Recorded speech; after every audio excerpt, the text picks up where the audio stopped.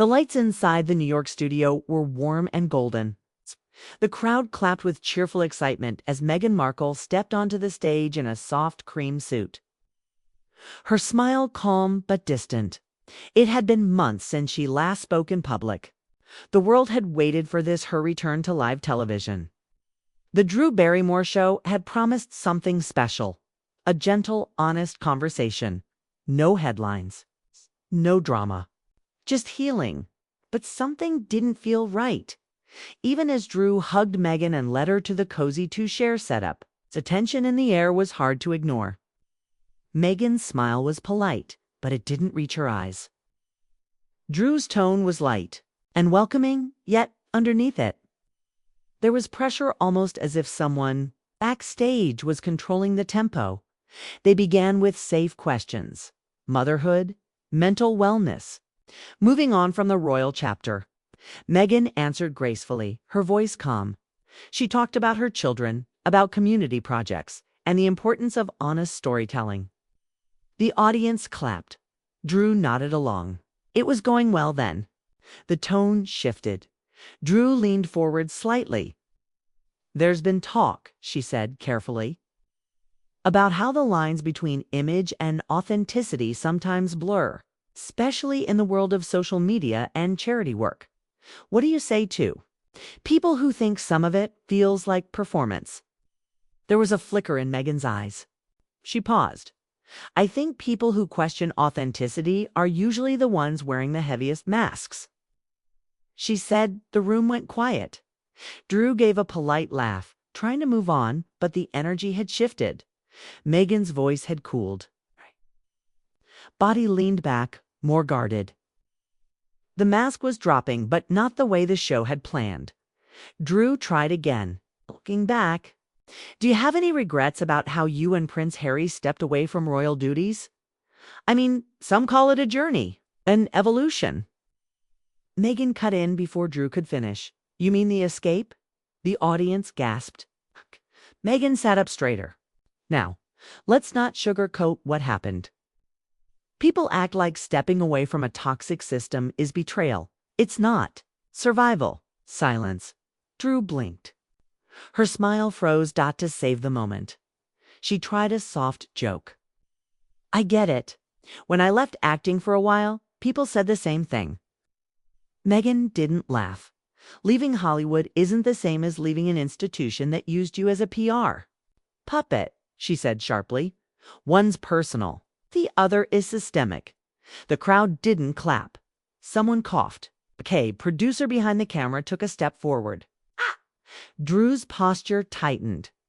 "But don't you think," she said, her voice no longer sweet, "there's a point when telling your truth becomes more about controlling the narrative?" Meghan narrowed her gaze. "Controlling the narrative." So she repeated. "You mean reclaiming truth after being silenced, edited, and spun for public amusement? That's not control. That's self-defense." A light blinked red on the camera. 10 seconds until commercial. The director gave a hand signal. Drew didn't move. Meghan leaned forward, her voice now low and clear. "You think this is about headlines? This is about what power does when it feels threatened by a woman who refuses to play its game." The director panicked. He pointed. Cut. The screen faded to a commercial. In the studio, Meghan calmly removed her mic. A sound technician reached for it. She placed it in his hand, stood, and walked off the stage without a word. The audience didn't know what to do. Some clapped. Others whispered. Drew sat frozen in her chair outside the building. Trending hashtags exploded across every major platform. Meghan walks out. Live TV meltdown. What really happened on Drew, but for Meghan? It wasn't a meltdown. It was the beginning. The internet lit up like a storm within minutes of the live feed being cut. The clip of Meghan removing her mic and walking off Drew Barrymore's stage had gone viral. No context, no explanation, just that image, her face cold, her hands calm, her voice silenced. News anchors scrambled. Entertainment networks tried to spin it as a celebrity meltdown. But something deeper was brewing. Independent journalists started asking questions. Why was a healing interview pushed into something so confrontational? Why did the show producers cut the feed so quickly? One person in London had been watching the show live from a secure office. A woman named Rena Ellis, a former political media consultant now working for an independent think tank. She paused the video again and again, zooming in on Drew's expression. She saw a real fear, not of Meghan, but of what was happening behind the camera. She picked up her phone and made a call. They baited her, she said. That wasn't just a bad interview. Someone used that moment to trigger something bigger. In California, Meghan sat quietly at home, away from the noise. Harry was pacing the living room, his face tense. This wasn't about you, he said. They wanted to provoke you into walking out. Meghan nodded slowly. And now they'll say I'm unstable again, angry, manipulative. But deep down she felt something different this time. She wasn't just angry, she was aware. They had tried to corner her again, but this time she had seen the trap before it closed. A knock at the door broke the silence. It was Meghan's lawyer. He handed over a sealed envelope. This came from Geneva, he said. From someone who says they've worked with the UN Development Fund. They said you need to see it. Inside was a USB drive. No letter, no name, just a small printed label. Confidential Aid Track East Africa. Funding 2020 to 2022. Harry plugged it into a private laptop. The files were shocking. Bank transfers, charity names, lists of donors, and something more disturbing, internal memos suggesting that several humanitarian visits made by Meghan over the past 2 years were used by foreign intelligence networks as cover operations. She had unknowingly been the face of something darker. Behind her goodwill, others had used her trips to access private government records, install surveillance equipment, and track activist groups. Her image had opened doors. They walked through them for control. Meghan stared at the screen, her heart pounding. I need to speak out, she whispered. Harry looked at her carefully. Are you ready for what that means? They'll come at you harder than ever. They already are. That night, an anonymous Twitter account posted a short clip. It showed Drew Barrymore talking to a producer off camera seconds before the tone of the interview changed. A voice deep and calm said, Now ask the authenticity question. Make it sound casual. Pressure came from London. The internet. Exploded again. London. Who gave the order? Why? Theories spread fast. Some believed it was Buckingham Palace. Others said it was a British media executive tied to a global aid firm. But Rena Ellis in London saw something others missed. The name A-Track in the leaked files matched a report she had seen 3 years ago. During a private political campaign briefing, a report tied to covert influence programs in Africa. She sent a message to an old contact at The Guardian. I think Meghan's walkout is tied to a larger intelligence operation. I have proof. In Geneva, another piece moved. A whistleblower named Amadou from Kenya contacted the same UN office that had sent Meghan the drive. He had worked as a local fixer during her 2021 humanitarian tour in Nairobi. His voice trembled. In the audio recording, they used the Duchess's team to get into places they wouldn't normally reach. Hospitals, ministerial offices. They said it was for planning aid routes. But I saw men switch SIM cards, take photos of maps. I knew they weren't aid workers. The file landed on the desk of investigative journalist Sana Malik, who had covered corruption in East Africa and the UK for over a decade. She sensed something big. Bigger than just media betrayal or political drama. This was international exploitation with royalty, media and intelligence tied together. She booked a flight to California. Back in LA, Meghan received a coded email. You were never meant to know. But now that you do, they'll try to discredit you. or worse, make you disappear. Harry stood beside her. They think we'll be scared, he said. Meghan looked up, voice steady. Let them come. This time, I'm not walking out, I'm walking in. And just like that, the battle moved from the talk show couch to the world stage. Ask ChatGPT. The small plane touched down in Los Angeles just after midnight. Sana Malik stepped out, carrying only a shoulder bag and a folder marked in red. Classified source, Nairobi. She had covered political disasters, regime changes, and data leaks. Before, but never anything this strange. A former royal, manipulated charity system, surveillance buried inside humanitarian work. And now, a woman, Meghan Markle, was at the center of it. Meghan and Harry met her at a private home, far from their usual address, no staff, no media, just silence, tension, and the sound of ocean wind outside the windows. Sana sat across from them at the long wooden table. She opened her folder. These are testimonies from 3 local aid workers, she said. They say your visits to Kenya and Rwanda were used as cover for intelligence extraction. They didn't. Blame you. They said you were used.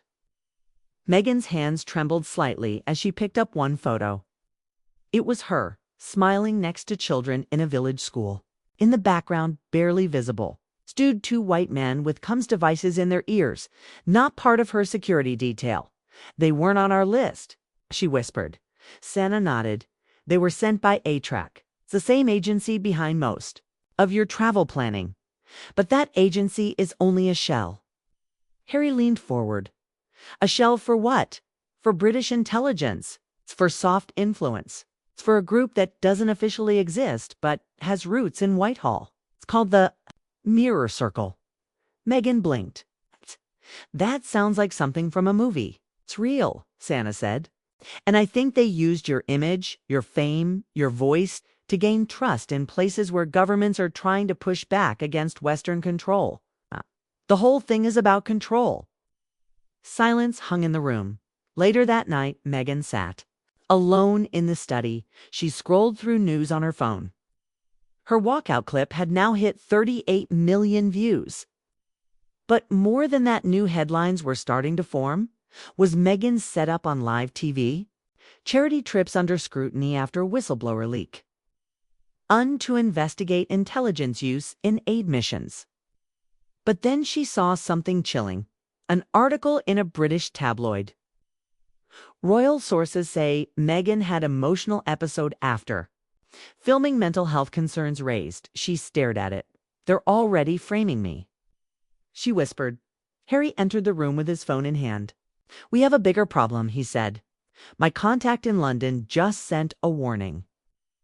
2 of the aid workers who helped get this info to Sana are missing. Meghan looked up, eyes wide. Missing. Gone. Phones dead. Families haven't heard from them. This is how these people work. They don't just spin headlines. They erase obstacles. Sana appeared at the door, pale and shaken. They tried to hack into my cloud files, she said. I just got an alert from my encryption backup. Someone tried to wipe the drive containing the original testimony recordings. Meghan stood up. This is bigger than just me now. They're cleaning up. Sana nodded. They know the summit is coming. You speak at the UN next month. This all goes public. They're trying to destroy your credibility before that moment arrives. Turn to them both. Then we don't wait for the summit, he said. We take it public now. Sana hesitated. If you do that, they will hit you with everything. Past stories, leaked emails, old friends paid to speak lies. Everything you ever trusted, they'll turn it against you. Meghan's voice was calm but unshakable. Let them. If silence means protecting a system that uses kindness as camouflage for control, I'd rather lose everything. Across the Atlantic, inside a private boardroom in London, 5 men in suits sat around a long table. One of them, older, with cold blue eyes, placed a photo of Meghan on the table. She's gone off script, he said. Another man nodded. Debate. Phase 2. What about the journalist? She'll be handled. And the files. We've already reached out to Geneva. If they don't comply, we move on. In a locked cabinet behind them, a printed document rested. Operation Mirror Emergency Communications Protocol, top line.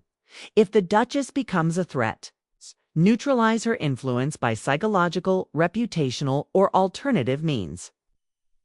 Leaks authorized. Allies notified. The war was no longer behind closed doors. It had stepped into the light. A gray sky hung over Geneva as the UN building prepared for the Humanitarian Ethics Summit. Behind the walls, diplomats whispered, security tightened, and something strange was happening. Meghan Markle's name, once only connected to royalty and charity work, had now become a risk. A risk to governments, to media empires, to secrets, hidden behind smiling photos and press releases. In a quiet conference room, a UN coordinator named Alina Boskovic stared at a folder labeled A-Track Internal Watch List. The list included names of volunteers, local fixers, and media allies from East Africa who were now under quiet investigation, not for wrongdoing, but for being close to Meghan's visits. Someone in intelligence had flagged them. Someone wanted to erase a trail. Alina closed the folder and picked up her phone. She dialed a number she hadn't used in years. "Get me Emodu," she said. Now, thousands of miles away in Nairobi, Emodu was in hiding. He had moved locations 3 times in 1 week. His voice trembled when he answered. "They found my cousin," he said, beaten, warned. "They know I spoke to the journalist." Elena's voice was firm. "Stay offline. Stay invisible. Help is coming." Meanwhile, in California, Meghan sat at a desk staring at a map. She circled the regions she had visited: Kigali, Nairobi, Dakar. Her hands were steady, but her mind raced. Every handshake, every school visit, every speech. Now it all looked different. Now it was evidence. Harry entered the room with Sana. Malik, the journalist who had become their only real ally. "I just got confirmation," Sana said. A-Track's leadership met with a UK foreign policy group 2 years ago. Secret meeting. The agenda was coded. But one line stands out. Operation Rose Silk, access through royal humanitarian visits. "That was you, Meghan." Meghan leaned back in her chair. "They didn't just use me. They designed a plan around me." Harry's voice was sharp. "Okay? And now they're panicking because you found out?" Sana nodded. "The Mirror Circle has ties to defense contracts, British surveillance firms, even U.S. private security companies. You are exposing a full global mechanism." At that moment, Meghan's lawyer rushed into the room. "You need to see this," he said, holding up a tablet. A live interview was streaming from a UK morning show. A former palace aide, anonymously speaking with voice distortion, claimed Meghan had emotionally manipulated African officials and staged her charity trips for future political influence. The host pretended to be shocked, but the segment was clearly planned. Meghan's credibility was under direct attack. Meghan shook her head. "They're trying to destroy the truth by turning it into theater." Then the email came. Subject: "Do not speak in Guyana." A message was simple. No signature, no threats. Just one attachment. A photo of Meghan and her children leaving a park. It was taken 2 hours ago. Harry's fists clenched. "That's a message there. Watching us," Sana whispered. But Meghan didn't flinch. "I'm still speaking," she said. 3 days later, the world turned its eyes to Geneva. Security was doubled. International press gathered outside. The summit was filled with diplomats, human rights workers, and intelligence observers pretending to be NGO leaders. Everyone knew something was coming. Meghan stepped onto the stage in a black suit. No makeup artists, no PR team, just truth. She began quietly. "I came here once as a visitor, a mother, humanitarian. I believed I was doing good. But what I've learned in the last month has changed everything." The room was silent. Charity can be a mask. Sometimes it is not kindness, it is cover. I was used, my name, my face, my mission. Not for aid, but for intelligence access. For power games. For surveillance. Gasps spread through the hall. Sana sat in the audience, recording every word. Meghan continued, and while I stood beside sick children, some stood behind me, placing listening devices in ministry buildings. While I spoke about hope, they took notes on oil reserves. And while I shook hands with African leaders, others used my shadow to slip past security. A diplomat in the front row wiped his eyes. Another lowered his head in shame. I didn't know, Meghan said, but now I do. And I won't be silent. The moment was real, raw, no teleprompter. Just a woman reclaiming her truth. But outside the UN building, a black SUV waited. Inside, a man in a suit spoke into a phone. She went through with it, he said. Release the next file. Let's burn her name to the ground. A new phase had begun. The truth was out. But now came the punishment. The sun was just rising over The Hague as armored cars pulled up outside the International Criminal Court. A convoy of lawyers, diplomats, and rights advocates moved quickly into the building. Inside, the energy was sharp, focused, quietly explosive. Meghan Markle had arrived. Not as a celebrity, not as a duchess, but as a witness. The court had called a closed-door pre-investigative hearing into the use of humanitarian programs by intelligence networks specifically tied to British aid groups, covert operations in Africa, and manipulated media campaigns. And at the center of it all was the woman who had once just wanted to help in the days leading up to her testimony. The world had shifted. The UN confirmed irregularities in the field records from multiple UK-backed aid programs. 2 aid track directors resigned, citing personal safety. 3 African nations suspended joint operations with Western intelligence-linked NGOs. And global newspapers began asking hard questions. Were humanitarian workers really spies? Did royals become tools of surveillance? Is kindness the new weapon of control? But the war wasn't over in London. The Mere Circle, the hidden intelligence committee Meghan had unknowingly exposed, held one last crisis meeting. She's inside the ICC now. One man said, if they open a full case, this drags half the diplomatic world into it. Another voice replied coldly, then we push one final move. Discredit the court. Discredit her lawyer. Discredit her truth. We lose the game only if we play by the rules. Within hours, leaks began again. Old photos, financial files. Claims that Meghan's team had manipulated documents. But this time, the press didn't swallow it whole. Reporters who had stayed silent began to speak. One journalist, a veteran, BBC correspondent, tweeted, I've seen the full aid track archive. The Duchess was used. The system used all of us. This goes beyond her. The world leaned in. Inside the ICC's tall white hearing room, Meghan took her seat. There were no cameras, no flashes. Just questions. Hard, legal.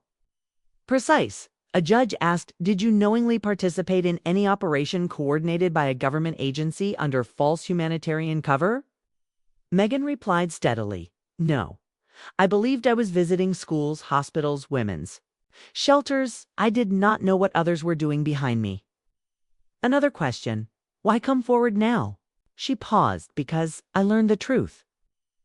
And silence would make me part of the lie. That day, her testimony lasted for hours. Afterward, she stepped outside. A small crowd had gathered: activists, journalists, human rights lawyers. No cheers, just respect, just silence. Sana Malik walked beside her. You just lit the fuse, she said quietly. But Meghan didn't smile. Now comes the explosion. That explosion began just 2 nights later in a rare live address to Parliament. A UK opposition MP stood and delivered a shocking statement. New evidence suggests that British aid operations were infiltrated by defense intelligence units using the cover of royal travel. The time for secrets is over. I am calling for a full public inquiry. The Prime Minister's office said nothing. But internally, chaos had started. Back in California, Meghan received one final message. Not a threat, not a leak. A private letter from one of the African doctors she had met during her 2021 visit. It read, "I used to believe powerful people always lied. But when you came to our village, you listened. I didn't know then how much risk you were carrying behind you. Now I do. You were not the lie. You were the light. Thank you for telling the world." Meghan folded the letter, placed it in her drawer, and stepped outside. The wind had changed. She wasn't fully safe. The system wasn't gone, but it had cracked. And through that crack, light had entered. As she stood on the balcony, Harry joined her. "We started out trying to live a quiet life," he said. Meghan looked ahead, but we found something louder, something true. Sena's report was due to be published globally in 3 days. The ICC was preparing to launch its formal investigation. Intelligence agencies were scrambling to cover their tracks. The mirror circle was retreating into silence. And Meghan, she was no longer running. Not from the media, not from the power, not from the truth. She had walked off a stage, then stood up on the world's highest one, and refused to be erased. This was no longer about one woman. It was about a world built on quiet, manipulation, and a single voice that made it louder than ever before. The world didn't know how to react after Meghan's explosive speech in Geneva. Headlines split into two battles. One half praised her courage. The other half tore her apart. British tabloids screamed, "Meghan's delusion goes global royal. Family distances itself, dangerous lies. Duchess turns humanitarian work into conspiracy." American networks debated every line. One anchor called her reckless. Another called her the new face of whistleblowing. Social media boiled. Thousands supported her. Thousands attacked her. But one thing was clear. Meghan Markle had become the center of a political storm, and in London, inside a private government meeting. The damage control machine had started moving fast. An aide entered the room where senior officials from the cabinet, office, Ministry of Defense, and intelligence liaisons sat in a closed-door session. He placed a printed report on the table. Public reaction, split. Press coverage, unstable. Recommendation, total containment. One man, gray hair, blue suit, cold eyes, flipped to the last page. "If we don't stop her now, this becomes a national security discussion," he said. "And if that happens, Parliament will get involved. We can't let that happen." He turned to a second man, a media advisor from the palace. "Use the protocol, release the file." The advisor nodded. "She won't recover from this." That night, across the internet, an old video surfaced, grainy footage from 2016. It showed Meghan speaking to a group of friends at a private party. She joked about British institutions, about the press, and called one royal a charming relic. Video spread like wildfire. News banners rolled. Leaked video, Meghan's private disrespect for the crown. Was she always planning her exit? People called her a liar, a fraud, a traitor. But Meghan knew the video. She remembered it. It had been stolen. It was edited. The full version included her praising the Queen's charity work and laughing about how the press turned her into a cartoon villain. But those parts were cut out. "They're doing what they always do," Meghan said. "Twist, spin, divide." Harry sat across from her, his eyes dark. "They've gone scorched earth." Sana Malik entered the room carrying a folder. "I warned you," she said softly. "They don't fight with bullets. They fight with shame." She dropped the folder on the table. Inside were more leaked files, emails, out-of-context messages, and one false financial record suggesting Meghan had accepted money from a foreign billionaire during her African trips. "It's all part of a campaign," Sana said. "Reputation. Warfare. They used it on activists in South America. Kay, now they're using it on you. Kay." Meghan looked down at the photos, the headlines, the twisted stories. "What do we do?" Harry asked. Sana hesitated. Then she pulled out a flash drive. "We go louder. What's that? Meghan asked. The other side of the Geneva speech. The full documents, the surveillance contracts. The names. The coordination between the aid agency and British intelligence. You publish this, and it's no longer about you. It becomes about the system. Meghan's heart raced. But this could collapse charities, hurt innocent people. It could, Santa said. But if you stay silent, the next face they use might be another woman like you. Another symbol, another puppet. Meghan closed her eyes.